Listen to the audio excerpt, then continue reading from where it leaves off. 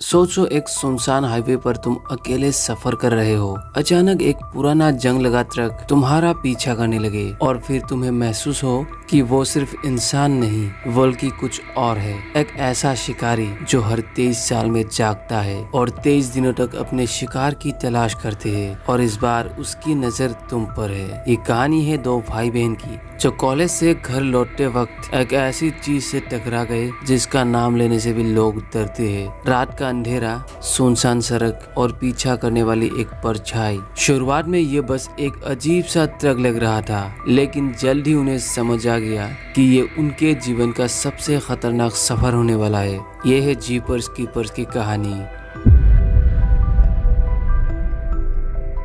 कहानी की शुरुआत होती है अमेरिका के एक सुनसान और लंबे हाईवे पर। दो भाई बहन ट्रिस और डेरी अपनी कार में सफर कर रहे होते हैं। मौसम हल्का ठंडा और सड़क के दोनों तरफ सुनसान खेत और पेड़ पौधे फैले हुए हैं। दूर दूर तक इंसानी हलचल का नामो निशान नहीं। वे कॉलेज से घर लौट रहे हैं और सफर लंबा होने की वजह से कभी कभी बातें करते और कभी बस खामोशी में ड्राइव करते हैं। हाईवे पर ट्रैफिक बहुत कम है, सिर्फ उनकी कार और कभी कभार कोई ट्रक या गाड़ी दिखाई देती है। इसी दौरान पीछे से एक पुराना जंग लगा ट्रक उनकी तरफ तेजी से आते हैं। उस ट्रक की शक्ल देखकर ही अजीब सा डर महसूस होता है, जैसे वो किसी हॉरर फिल्म के खलनायक की गाड़ी हो। ट्रक अचानक उनकी कार के बहुत करीब आ जाती है और उन्हें रास्ता देने के लिए मजबूर करता है। त्रिश और डेरिक घबरा जाते हैं और गाड़ी साइड में लेकर ट्रक को आगे निकलने देते हैं। ट्रक बिना रुके तेजी से आगे निकल जाते हैं और जल्द ही आंखों से ओझल हो जाती है। दोनों थोड़ा रिलैक्स होते हैं और अपनी यात्रा जारी रखते हैं।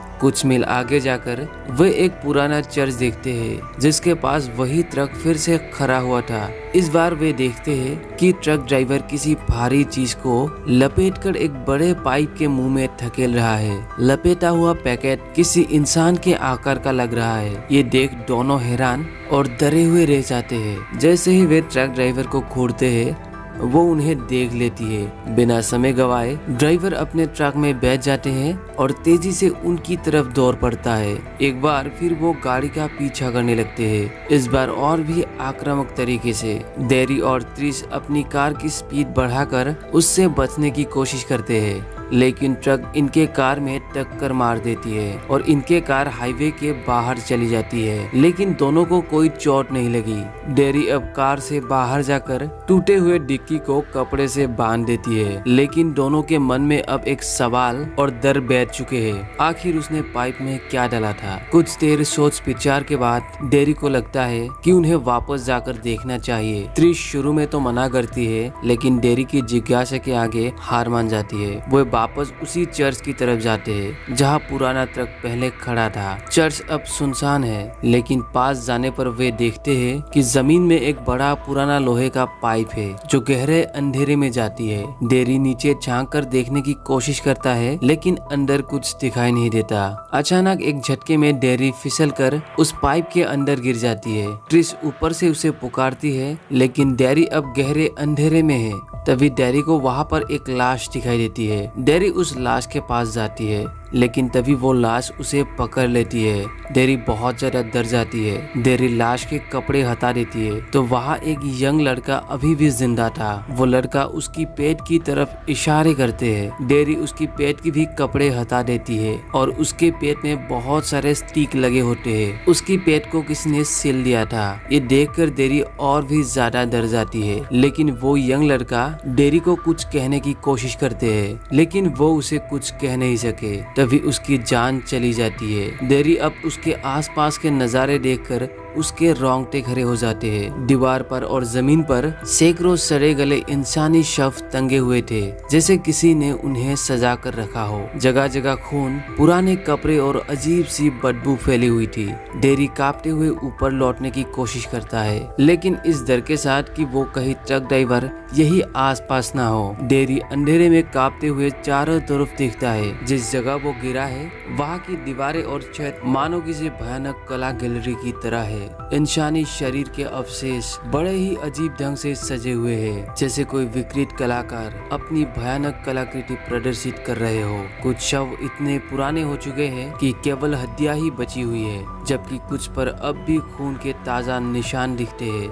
आखिरकार देरी किसी तरह उस पाइप से वापस ऊपर आ जाती है। दोनों अब पूरी तरह से सहम चुके हैं। उन्हें साफ समझ आ चुका है कि जो भी इस जगह का मालिक है वो सिर्फ इंसानों को मारता नहीं, बल्कि उनके शव को अपने किसी अजीब और डरावने मकसद के लिए संभाल कर रखता है। वे तुरंत अपनी कार में बैठते हैं और इस इलाके से निकल भागते हैं। हाईवे पर उनकी स्पीड तेज है, लेकिन दिमाग में उस भयानक जगह की तस्वीरें घूम रही है। रास्ते में उन्हें एक छोटा सा गैस स्टेशन दिखाई देता है। दोनों वहां रुककर पुलिस को कॉल करते हैं और पूरी घटना बताने की कोशिश करते हैं। जल्द ही पुलिस की कार उनके साथ जुड़ती है और जल्द दोनों को सुरक्षित एस्कॉर्ट करने का वादा करती है। डेरी और ट्रिश पुलिस वालों को उस चर्च के पास ले जाने लगते हैं। अपराध भी हो चुका था और वो क्रीपर पुलिस के गाड़ी के ऊपर आ जाती है और एक एक करके पुलिस वालों को मार देती है और एक पुलिस वाले का कटा हुआ सिर ट्रिश और डेरी के गाड़ी के सामने आके गिरता है। ये सब इतनी तेजी से होता है कि ट्रिश और डेरी कुछ समझ ही नहीं पाते।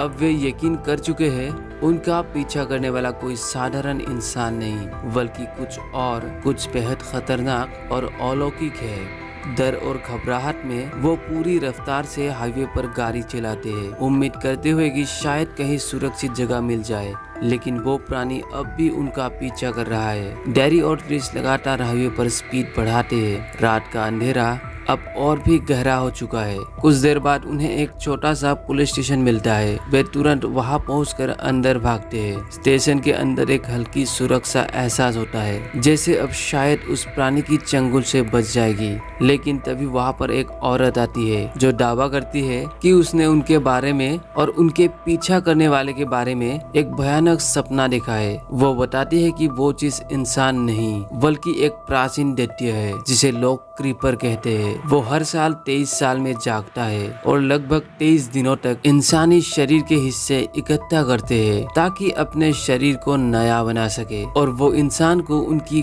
गंध से पहचानते हैं। किसका कौन सा हिस्सा उसे चाहे वो सूंघकर समझ लेता है। ट्रिश और डेरी एक दूसरे को हैरानी और डर से देखते हैं। इसका मतलब है कि उस प्राणी ने उन्हें पहले ही चुन लिया है और अब चाहे जो हो जाए वो उनका पीछा नहीं छोड़ेंगे। कुछ देर बाद बाहर से एक अजीब सी आवाज आती है और बाहर क्रीपर का गाड़ी आकर रुकता है। पुलिस स्टेशन की लाइट भी चली जाती है और क्रीपर जेल के अंदर एक कैदी को ब्रूटल तरीके से खा रहा होता है। पुलिस वाले उस पर गोली चलाते हैं, लेकिन उस पर कोई असर नहीं होता। कुछ ही पलों में स्टेशन के अंदर अफरा तफरी मच जाती है। ट्रिश और डेरी अब पूरी तरह समझ चुके हैं ये जगह भी सुरक्षित नहीं है। ये पुलिस की मदद से बाहर निकलने की कोशिश करते हैं, लेकिन क्रीपर पुलिस स्टेशन के अंदर घुस चुका है। पुलिस स्टेशन के अंदर अब माहौल पूरी तरह दहशत में बदल चुका है। क्रीपर धीरे धीरे ट्रिश और डेरी की तरफ बढ़ता है। वो दोनों के चारों ओर घूमता है, उनकी सांसों, डर और शरीर की गंध को महसूस करता है। अचानक वो सीधे डेरी के करीब रुकता है और गहरी सांस लेता है, जैसे किसी खास खुशबू को पहचान गया हो। उसकी हरकत साफ है, उसने अपने शिकार को चुन लिया है। वो ट्रिश को भी ध्यान से देखता है, लेकिन जैसे उसे उसकी जरूरत नहीं है। कुछ ही पलों में क्रीपर डेरी को पकड़ लेता है। वो इतनी तेजी से हरकत करता है कि पुलिस और ट्रिश कुछ भी नहीं कर पाते। ट्रिश चीखते हुए पीछे भागती है और क्रीपर डेरी को लेकर अंधेरे में गायब हो जाती है। दूर किसी अंधेरे जगह में क्रीपर अपने ठिकाने पर डेरी को एक कुर्सी से बांध के रखता है और क्रीपर उसकी दोनों आंखें निकालकर खुद के आंखों में लगा लेते हैं और डेरी भी अब मर चुका है। अब से क्रीपर की शिकार की तलाश अब खत्म हो चुकी है, कम से कम अगले 23 सालों तक। और ये कहानी यहीं पर खत्म हो जाती है।